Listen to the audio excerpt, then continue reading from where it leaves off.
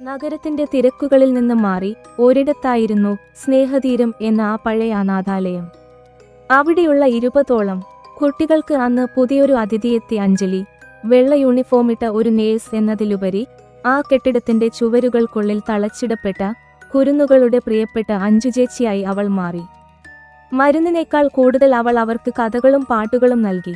എന്നാൽ ആ കൂട്ടത്തിൽ അഞ്ജലിയെ ഏറ്റവും കൂടുതൽ വേദനിപ്പിച്ചത് ആദി എന്ന 10 വയസ്സുകാരനായിരുന്നു. അവൻ ആരോടും സംസാരിക്കില്ല, ചിരിക്കില്ല. എപ്പോഴും ജനലഴികളിലൂടെ പുറത്തെ ആകാശം നോക്കിയിരിക്കും. ഒരു ദിവസം അഞ്ജലി അവന്റെ അരികിലെത്തി ചോദിച്ചു, ആദി, എന്തിനാ എപ്പോഴും ആകാശത്തേക്ക് നോക്കിയിരിക്കുന്നത്? അവൻ പതിഞ്ഞ ശബ്ദത്തിൽ പറഞ്ഞു, അമ്മ നക്ഷത്രമായെന്ന് സിസ്റ്റർ പറഞ്ഞു. പക്ഷേ ഇത്രയും നക്ഷത്രങ്ങളിൽ എന്റെ അമ്മ ഏതാണെന്ന് എനിക്കറിയില്ല.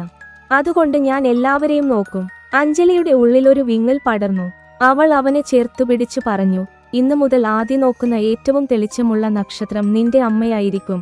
ആദി സന്തോഷത്തോടെ ആകാശത്തേക്ക് നോക്കി. അഞ്ജലിക്ക് മറ്റൊരു വലിയ ആശുപത്രിയിൽ ജോലി ലഭിച്ചു. പോകുന്ന ദിവസം സ്നേഹതീരത്തെ കുട്ടികളെല്ലാം കരഞ്ഞു. ഒപ്പം ആദിയുടെ കണ്ണുകളും നിറഞ്ഞു. അവൻ അവൾക്ക് മണ്ണിൽ തീർത്ത ഒരു ചെറിയ നക്ഷത്രം സമ്മാനിച്ചു.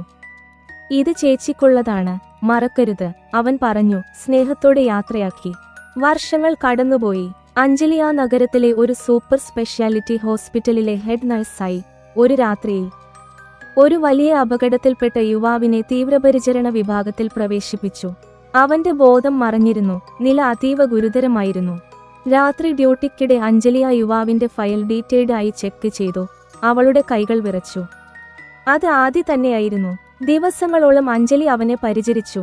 സ്വന്തം മകനെപ്പോലെ അവൾ അവന് കാവലിരുന്നു. ഒടുവിൽ ഒരു പുലർച്ചെ അവൻ കണ്ണു തുറന്നു. മങ്ങിയ വെളിച്ചത്തിൽ വെള്ള വസ്ത്രധാരിയായ അഞ്ജലിയെ കണ്ടപ്പോൾ അവന്റെ ചുണ്ടിൽ ഒരു പുഞ്ചിരി വിരിഞ്ഞു. അമ്മേ, അവൻ വളരെ സാവധാനം വിളിച്ചു. അഞ്ജലി അവന്റെ നെറ്റിയിൽ തലോടി. അവൾക്കറിയാമായിരുന്നു അവൻ തന്നെ തിരിച്ചറിഞ്ഞതല്ല, മറിച്ച് മരണം അടുത്തെത്തിയ നിമിഷം ഏത് അനാഥനും കൊതിക്കുന്ന ആ വിളിയായിരുന്നു അത്. പക്ഷെ അവൾ തിരുത്തിയില്ല. ഞാൻ ഇവിടെയുണ്ട് മോനെ, അവൾ വിതുമ്പലടക്കി പറഞ്ഞു. അവൻ മെല്ലെ അവളുടെ കയ്യിൽ മുറുകെ പിടിച്ചു. മിനിറ്റുകൾക്ക് ശേഷം അവന്റെ കൈകളിലെ പിടുത്തം അയഞ്ഞു. മോണിറ്ററിലെ വരകൾ നേർരേഖയിലായി. പിറ്റേന്ന് സ്നേഹതീരത്തിന്റെ മുറ്റത്ത് ഒരു പുതിയ മരം നട്ടുപിടിപ്പിക്കപ്പെട്ടു. അഞ്ജലി അവിടെ ജോലി രാജിവെച്ച് തിരികെ എത്തിയിരുന്നു. ആ അനാഥാലയത്തിൽ ഇരുന്നു അവൾ ആകാശത്തേക്ക് നോക്കി. ഇപ്പോൾ അവൾക്ക് ആകാശത്തൊരു നക്ഷത്രത്തെയായിരുന്നില്ല തിരയേണ്ടത്. അവളുടെ ഓർമ്മകളിൽ, അവളുടെ ഹൃദയത്തിൽ സ്നേഹത്തിന്റെ ഒരു വലിയ നക്ഷത്രം എപ്പോഴും ഉദിച്ചു നിൽക്കുന്നുണ്ട്. മരണം പ്രിയപ്പെട്ടവരെ കൊണ്ടുപോകുമെങ്കിലും അവർ നൽകിയ സ്നേഹത്തിന്റെ തണൽ ഒരിക്കലും മാഞ്ഞുപോകില്ലെന്ന് ആ പഴയ അനാഥാലയത്തിന്റെ ചുവരുകൾ വീണ്ടും മന്ത്രിച്ചു. കൂടുതൽ കഥകൾ കേൾക്കാനായി ചാനൽ സബ്സ്ക്രൈബ് ചെയ്യുക.